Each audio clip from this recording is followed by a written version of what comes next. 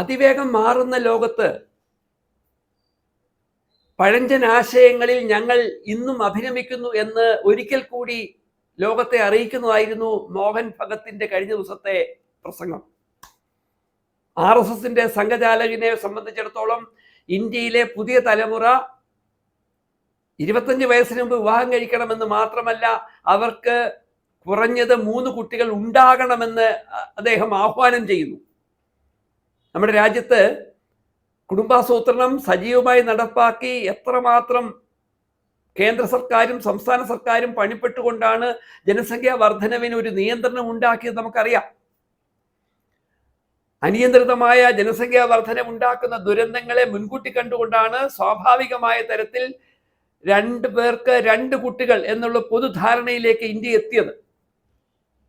എന്നാൽ ഇവിടെ ഒരു വശത്ത് ഒരു പ്രത്യേക വിഭാഗം പ്രസവ യന്ത്രങ്ങളായി പ്രവർത്തിക്കുന്നു എന്നും 1 ഡസനിലധികം പെറ്റുപെരുകുന്നു എന്നും ആരോപണം ഉയർത്തുന്ന സംഘടനയുടെ പ്രധാനപ്പെട്ട നേതാവ് ഇവിടെ പറയുന്നു, പുതിയ തലമുറയിലെ കുട്ടികൾക്ക് 3 കുഞ്ഞുങ്ങളെങ്കിലും ഉണ്ടാകണം എന്ന് പറയുകയും ഒപ്പം ഘർ വാപ്പസ് എന്ന വളരെ അപകടകരമായ മുദ്രാവാക്യം ആവർത്തിക്കുകയും ചെയ്യുമ്പോൾ ലോകം മാറുന്നതൊന്നും തങ്ങൾക്ക് ബാധകമല്ലെന്നും എന്നോ ആരോ ഉപേക്ഷിച്ച ആശയങ്ങൾ, സമീപനങ്ങൾ, ജീവിത വീക്ഷണങ്ങൾ ഇവിടെ തിരിച്ചു കൊണ്ടുവരണമെന്നും RSSന്റെ സംഘചാലക് പ്രഖ്യാപിക്കുമ്പോൾ ഈ അപകടത്തെ എന്തുകൊണ്ടാണ് നമ്മുടെ മാധ്യമങ്ങൾ വളരെ അപകടകരമായ ഈ ദാർശനികനെ തിരിച്ചറിയുവാൻ, മനസ്സിലാക്കിക്കുവാൻ ശ്രമിക്കാതെ എന്നത് വളരെ ദുരൂഹമാണ്.